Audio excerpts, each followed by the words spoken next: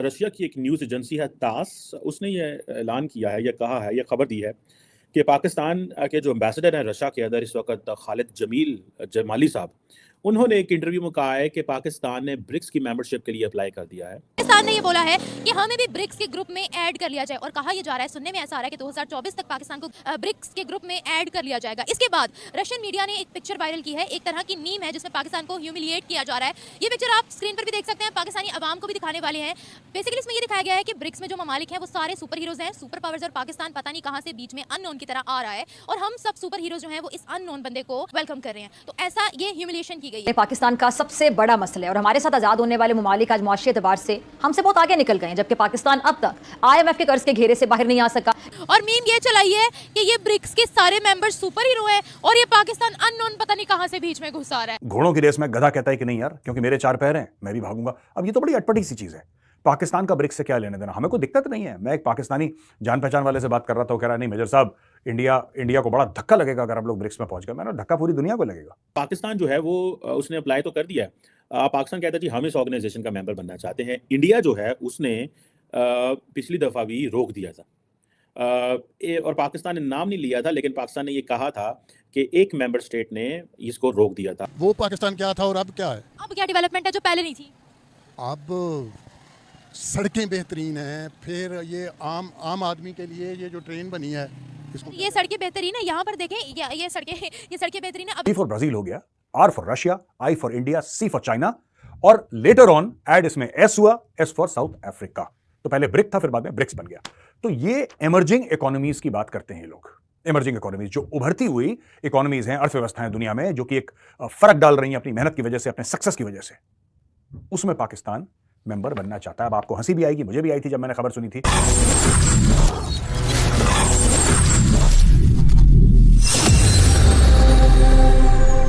जय हिंद, वंदे मातरम। दोस्तों, रूस की टास एजेंसी ने बुधवार को बताया कि पाकिस्तान ने 2024 में ब्रिक्स देशों के समूह में शामिल होने के लिए औपचारिक रूप से आवेदन किया है और सदस्यता प्रक्रिया के दौरान रूस पर भरोसा किया है कि वह पाकिस्तान को ब्रिक्स में शामिल करेगा, और जो चीन पहले से ही करता आ रहा है, पाकिस्तान को इस समूह में शामिल करने के पक्ष में। पाकिस्तान को उम्मीद है कि रूस भी समर्थन करेगा। ब्रिक्स में प्रवेश की अनुमति मिल जाएगी। पाकिस्तान 2024 में रूस की अध्यक्षता में शामिल होने की योजना बना रहा है, लेकिन भारत पाकिस्तान को ब्रिक्स में एंट्री कभी नहीं करने देगा, क्योंकि जो देश आतंकियों का पनाहगार हो उसे कोई हक नहीं ऐसे फोरम में आने का। भारत पाकिस्तान का यह सपना कभी पूरा नहीं होने देगा। पाकिस्तान चाहता है इस इंपॉर्टेंट ग्रुपिंग का वो मेंबर बने, यानी कि ब्रिक्स का पाकिस्तान बनना चाहता है। और पाकिस्तान हर एक मेंबर देश से संपर्क कर रहा है कि यार हमें भी इसमें शामिल करो, और रूस से भी इन पर्टिकुलरली शामिल करने की बात कह रहा है। देखिए, ऐसा हो सकता है कि चाइना सपोर्ट करे पाकिस्तान को और पाकिस्तान मेंबर बन जाए ब्रिक्स का। उसमें हो सकता है कि 1-2 देश और सपोर्ट कर लें, ठीक है ना। देखिए, साउथ अफ्रीका तो करेगा ही करेगा। अब मैं आपको बात बताता हूं, चाइना ये क्यों कर रहा है। साउथ अफ्रीका जो है वो चाइना का पिट्ठू है। आपने एक बात देखी है, बैक एंड से चाइना चुप है, लेकिन कौन सा देश है जो वोटिंग करवा रहा है कि भाई इजराइल से हमारे डिप्लोमेटिक संबंध खत्म होने चाहिए कि नहीं होने चाहिए? South Africa. साउथ अफ्रीका का क्या लेने देना इससे? मतलब ठीक है, बाकी जितना और देशों का लेने देना उतना ही है साउथ अफ्रीका का, लेकिन साउथ अफ्रीका ने पैसे इतने पकड़ रखे हैं चाइना से कि चाइना को मना नहीं कर सकता, तो वो चाइना का बन गया पिट्ठू। ठीक है जी। एक तो साउथ अफ्रीका जो ब्रिक्स का मेंबर है, दूसरा चाइना खुद, तीसरा रशिया को चाइना इन्फ्लुएंस करेगा। तो मैं ये कह रहा हूं कि चलो पाकिस्तानी ब्रिक्स के मेंबर बन गए, माना कि ब्रिक्स के मेंबर बन गए, भगवान करे आप बन भी जाओ, ठीक है। मैं पाकिस्तानियों से ये पूछना चाहता हूं, यार तुम तो OIC के मेंबर हो, ऑर्गेनाइजेशन ऑफ इस्लामिक कोऑपरेशन के मेंबर हो, वहां पे तुमने क्या उखाड़ लिया ये तो बताओ ना।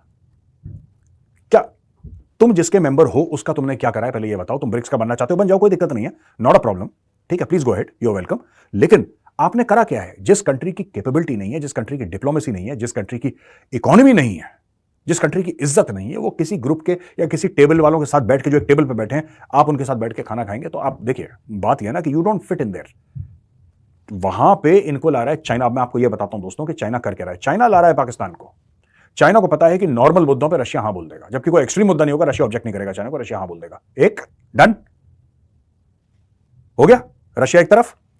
साउथ अफ्रीका तो वैसे ही कालीन बन रखा है, कारपेट बन रखा है चाइना के सामने, क्योंकि चाइना ने इतना पैसा दे दिया उसको। डन।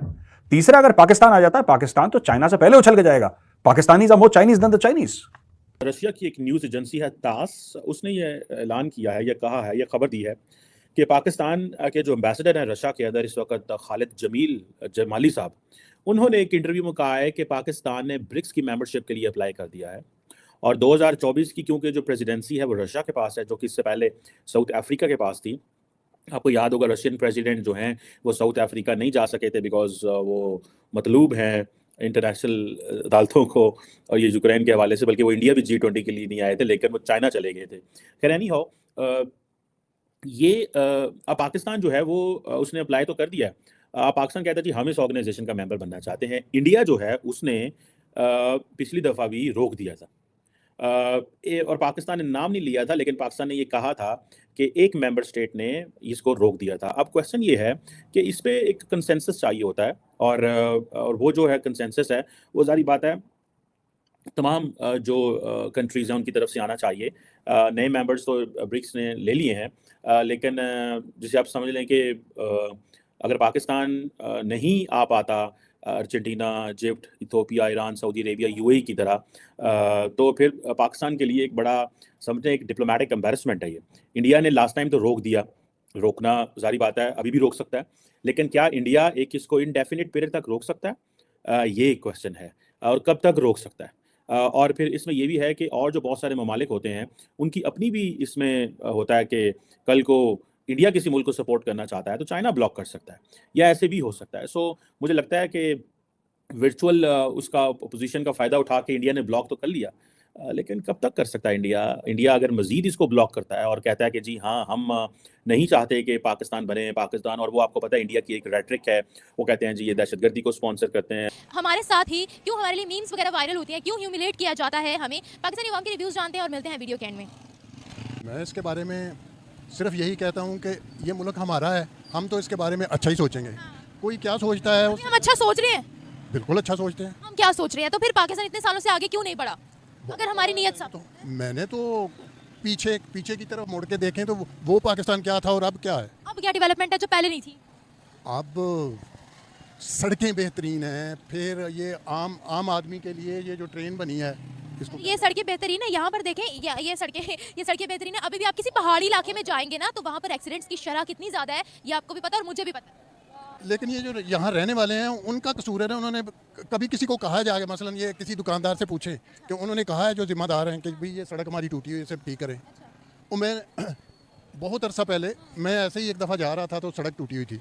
मैं अपनी यूनियन काउंसिल के सेक्रेटरी के पास गया, वो कहता है जी हाँ आप पैसे अभी ले जाएं और उसे बनवा लें। तो कोई जाके किसी से बात तो करे कि भाई ये सड़क टूटी हुई है। जो अब यहाँ आवाम की भी गलती आ जाती है। और दूसरी बात, जो बैठा हुआ है वो यहाँ पता नहीं आता है कि नहीं आता। आपने मैं कहती हूँ यहाँ पर आवाम की भी गलती आ जाती है। दूसरी आपने ट्रेन की बात की है, ऑरेंज लाइन हमारा अपना प्रोजेक्ट नहीं है, स्पीडो हमारा अपना प्रोजेक्ट नहीं है, मेट्रो हमारा अपना प्रोजेक्ट नहीं है, मेड इन पाकिस्तान तो उन पर लिखा नहीं हुआ। क्या ये डेवलपमेंट की है हमने? मैं तो इन सब चीज़ों को देख के खुश होता हूँ कि भाई ये कुछ तो हमारे लिए हुआ है।